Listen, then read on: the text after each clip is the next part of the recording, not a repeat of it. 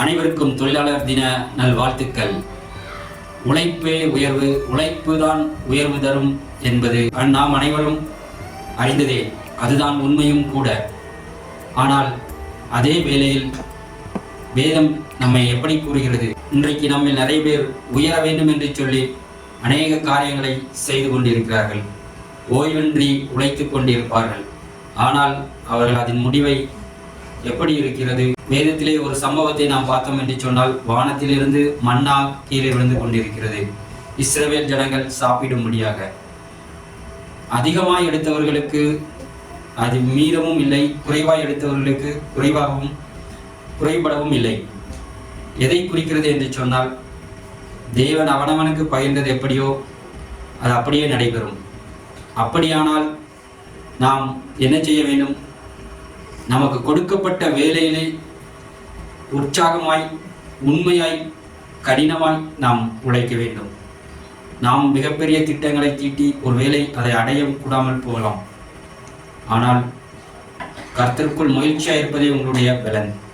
செய்யும்படி உங்கள் கைக்கு நேரிடுகிறது எதுவோ அதை உன் முழு பலத்தோடு செய் என்று வேதம் சொல்லுகிறது. கொஞ்சத்தில் உண்மையுள்ளவனாய் இருந்தால் உன்னை அநேகத்தின் மேல் அதிகாரியாக வைப்பேன் என்று வேதம் சொல்கிறது. ஆம், அநேகத்தின் மேல் நாம் அதிகாரியாக வேண்டும் என்று சொன்னால் கொஞ்சத்தில் உண்மையுள்ளவனாய் இருக்க வேண்டும். நான் என்னுடைய வாழ்க்கையில நிறைய திட்டங்களை தீட்டி அதற்காக கடினமாய் உழைத்தும் எனக்கு ஒன்றும் நடக்கவில்லை. ஆனால் அதே வேளையிலே என் வாழ்க்கையின் ஆரம்ப நாட்களில் எதை குறித்தும் கவலைப்படாமல் கொடுக்கப்பட்ட மிக சாதாரண எளிய வேலையை அனுதினமும் மகிழ்ச்சியோடு நான் செய்து வந்தேன். அதிலே எந்த பிரதிபலனும் உயர்வையும் எதிர்பாராது கடுமையாக என்னால் முடிந்த அளவுக்கு அதற்கு நான் உழைத்துக் கொண்டிருந்தேன். மறுபுறம் தேவனை தேடுவதிலே நான் உறுதியாக இருந்தேன், மகிழ்ச்சியாக இருந்தேன். அந்த நாட்களிலே ஒருபுறம் தேவனை தேடுவது, மறுபுறம் கொடுக்கப்பட்ட அந்த எளிமையான வேலையிலே உற்சாகமாய் உழைப்பது, நன்றாய் உழைப்பது என்பதாக. ஆனால் உயர்வுகள் என்னை தேடி வந்தது. யாருமே எதிர்பார்க்க முடியாத உயர்வுகள். மற்றவர்கள் எந்த உயர்வுக்காக போராடினார்களோ அந்த உயர்வு நான் தேடாமலே, எதிர்பார்க்காமலே என்னுடைய வேலையை நான் சந்தோஷமாய் செய்து கொண்டிருந்த பொழுது, உண்மையாய் செய்து கொண்டிருந்த பொழுது, முழுமையாக என்னை அர்ப்பணித்து நான் வேலை செய்த போது அந்த உயர்வு என்னை தேடி வந்தது. இது அந்த உயர்வை தேடினவர்களுக்கு ஏமாற்றமாக இருந்திருக்கும். ஆனால் அந்த எந்த உயர்வையும் பிரதிபலனையும் எதிர்பாராமல் சந்தோஷமாக வேலை செய்து கொண்டிருந்த எனக்கு அது மிகவும் ஆச்சரியமாக இருந்தது. ஆம், இன்றைக்கும் நாம் முன்னேற வேண்டும் என்பது முக்கியம்தான். ஆனாலும் தேவன் நமக்கு என்ன கொடுத்திருக்காரோ அதிலே நாம் உற்சாகமாய் சந்தோஷமாய் நாம் உழைப்போம் என்று சொன்னால், உண்மையாய் சிறு காரியத்தை கூட அற்பமாய் எண்ணாமல் அதை நாம் முழுமையாக உழைப்போம் என்று சொன்னால், அர்ப்பணித்து கண்டிப்பாய் அந்த உழைப்பு நமக்கு உயர்வை தரும்.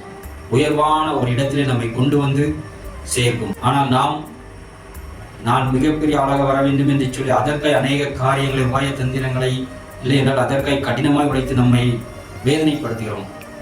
வேதம் கூறுகிறது, கர்த்தருடைய ஆசீர்வாதமே ஐஸ்வர்யத்தை தரும், அதனுடைய அவர் வேதனையை கூட்டார் என்று சொல்லி. ஒருவேளை கர்த்தர் ஆசீர்வதிக்காமல் நாம அப்படி கடினமாக உழைப்போம் என்று சொன்னால், நமக்கு ஏதோ ஒரு வாழ்க்கையின் ஏதோ ஒரு பகுதியிலே சில பாதிப்புகள் உருவாகலாம். சரீரத்தில் பாதிப்பு உருவாகலாம், குடும்பத்தில் உறவுகளிலே பாதிப்பு உருவாகலாம். ஆகவேதான் நமக்கு ஒவ்வொரு மனிதனுடைய வாழ்க்கை மிகவும் முக்கியமானது. 8 மணி நேரம் தான் உழைப்புக்கு, 8 மணி நேரம் நம்முடைய உறக்கத்திற்கு, 8 மணி நேரம் நம்முடைய வாழ்க்கையின் மற்ற காரியங்களுக்கு. ஆகவே நம்மளுடைய பலன், ஒரு மனிதனுடைய பலன் மிகவும் குறைவான. நாம் செய்யும் காரியம் சிறு காரியமாக இருந்தால் கூட அதிலே தேவன் நம்மை ஆசீர்வதிக்க முடியாது. அதிலே நம்மை மற்றவர்களுக்கு ஆசீர்வாதமாக இருக்கும்படியால், நம்மை உயர்த்தும்படியால் இன்று நம்மை நாமே அர்ப்பணிப்போம். தேவன் தாமே மற்றவர்களுக்கு உங்களை ஆசீர்வாதமாக வைப்பாராக. ஆமென்.